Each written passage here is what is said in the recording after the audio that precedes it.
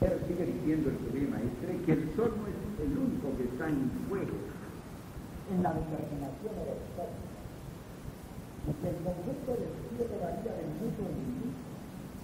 La consecuencia inmediata es pues el trazado de las casas, factor esencial del sensitivo subastral. Al llamarle a las casas el maestro quisiera señalar lo siguiente: más importante que el estudio de los síntomas del estudio de las casas.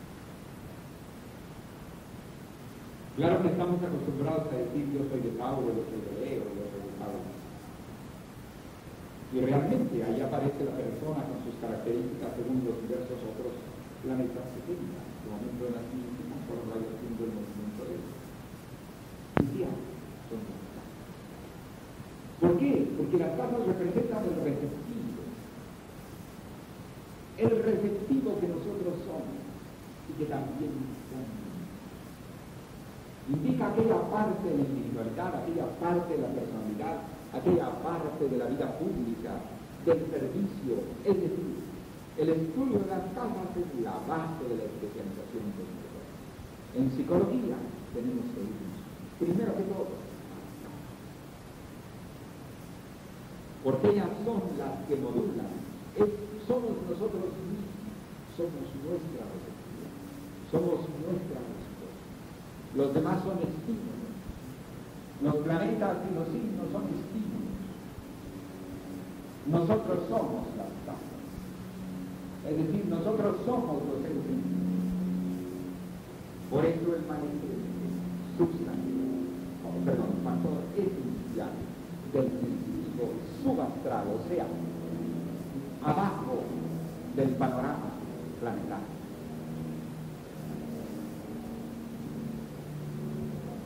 Así, dos personas el mismo día, con el Sol en el mismo lugar zodiacal, tendrán en su tema Mercurio o Venus diferentemente situados, y siendo nacidos en el mismo lugar, es preciso tener en cuenta que la Luna progresa 14 grados en una jornada, lo cual ya sobre algunas horas de diferencia en nacimiento de los seres, los predispone totalmente diferentes a las mismas características.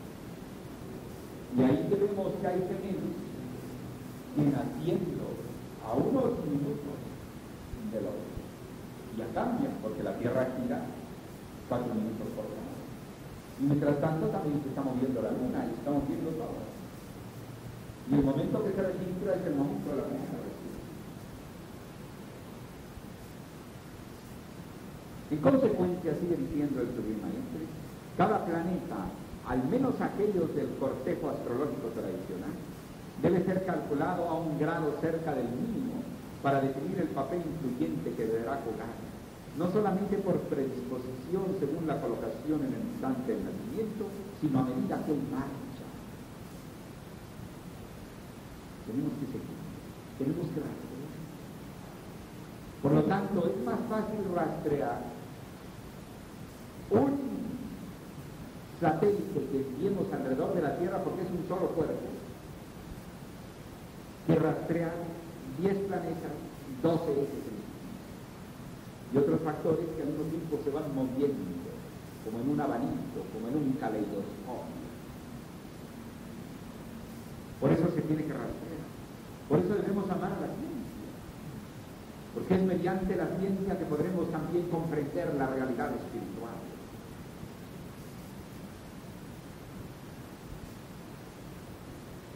Sino a medida que él marcha, es decir, que un astro en tal lugar del zodíaco define tal o tal característica de base, que será reforzada o disminuida o mezclada a otra influencia, cuando otro astro pasará sobre la misma longitud, o en puntos muy específicamente establecidos por los aspectos, ángulos de separación sobre la eclíptica, esos ángulos mismos que representaban cuando se encuentra a determinada distancia, puesto que el planeta más rápido va dejando atrás al planeta más lento y se va estableciendo una distancia. Así pues, el mapa natal astrológico no hace más que ofrecer elementos de predisposición siguiendo el dirección A, del signo de nacimiento, teniendo en cuenta el decano, la rama o el grado; B, la orientación del sensitivo; el ascendente natal, los puntos de campo, tránsitos de esos ejes sobre la banda zodiacal, y C, de la posición de los planetas, su longitud, declinación, latitud, así como de los aspectos que ellas forman entre sí. La latitud no es tan fácil localizar en los planetas, representa lo que se llama las direcciones del mar. Pero todo eso se resuelve, con calma. Pero la cuestión está en estudiar. De esta manera que cuando hablamos de cosmobiología no es exactamente una tendencia personal, es que hay que hablar, hay que ver lo que dice el sistema. Pero claro, hay que profundizar en ello, porque al decir del signo de nacimiento teniendo en cuenta el decano es 10 grados, cada signo tiene 30 grados, el decano tiene 10 grados. La rama es una división en la mitad del decano. Una rama viene a ser 5 grados. Y el grado, o sea, la partecita de la circunferencia, está dividiendo en 30 grados. La orientación del sensitivo, o sea, el ascendente, ¿qué había en el horizonte cuando iba saliendo? No el sol, sino en ese momento, ¿qué iba saliendo en el horizonte? Podía ser a medianoche, pero ¿qué había en el horizonte?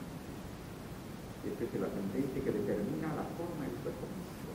Inclusive cuando hay un planeta hiriendo el ascendente a 90 grados o 150, entonces observamos las transformaciones congénitas de los mismos contra él.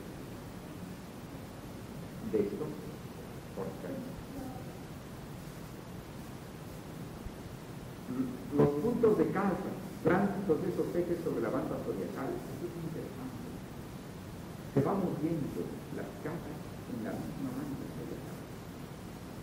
Y eso va originando un cambio de las inclinaciones de la persona. Vemos cómo en un momento dado la persona cambia de inclinación.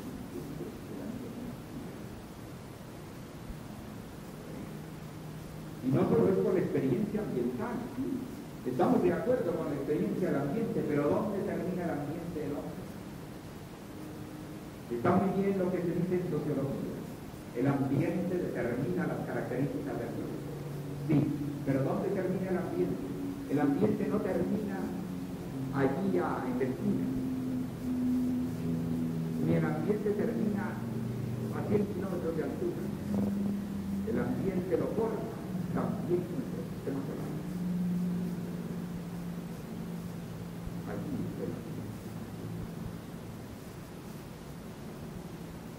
de esta manera que no se contradice el hecho de que el estudio de algo se base en el estudio del ambiente, ¿sí? Lo que hay que hacer es alargar el ambiente hasta allá.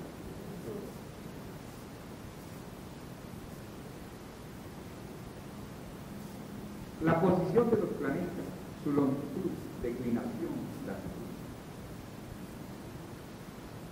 Es decir, porque debido a que la Tierra está aquí ladeadita en relación con la posición de la eclíptica donde van los planetas van recorriendo así una banda de 8 grados y ellos van aquí dando la vuelta como si fuera un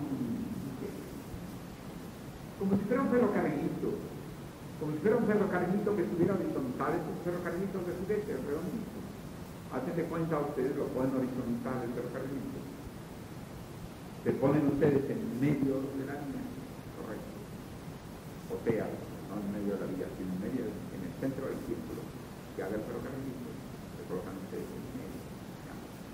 El ferrocarrilito está colocado horizontalmente, le dan cuerda al ferrocarrilito y comienza la ruta. Entonces ahí está, esa es la ruta planetaria. Pero entonces resulta que la Tierra, en lugar de estar ahí parada mirando el ferrocarrilito, está aquí. Entonces la Tierra está a la derecha y ahí se complicaron. Porque entonces resulta que si la Tierra estuviera quieta, bueno, pues debería pasar al ferrocarrilito. Pero resulta que la Tierra está dando vueltas. Y entonces tantito suben y bajan los planetas, y entonces subir y bajar se llama la declinación y se llama la latitud. De tal manera que un momento en que la Tierra está aquí así, entonces un planeta aparece por acá. Pero cuando esta óptica ya la vuelta aquí, entonces resulta que ya el planeta aparece más abajo de lo que está abajo. ¿Verdad? Esa es la inclinación de la latitud. Y naturalmente no va a tener igual acción viniendo así, viniendo hasta aquí. Esa es la inclinación.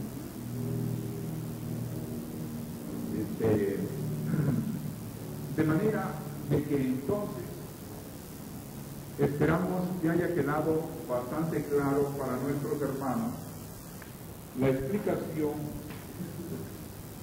del horóscopo.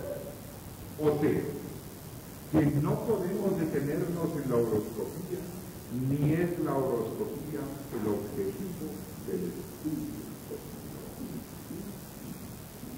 Pero tampoco vamos a rechazar la cosmología por el hecho de que tiene la medida del momento del nacimiento, que se le ha dado en llamar horóscopo.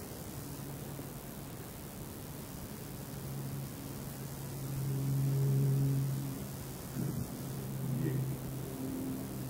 Entonces, dicho de esta manera, les queda más clara cuál es la base cosmológica o sociológica de la ciencia. Cómo se cumple la voluntad de Dios a través del energía, de los campos de receptividad y de los campos de emisión de energía. Y el universo es masa y energía, la manifestación de la voluntad divina es de acuerdo a cierto. La voluntad de Dios en cierto modo está encadenada propiamente. Por lo tanto, estudiar el conjunto de leyes que rigen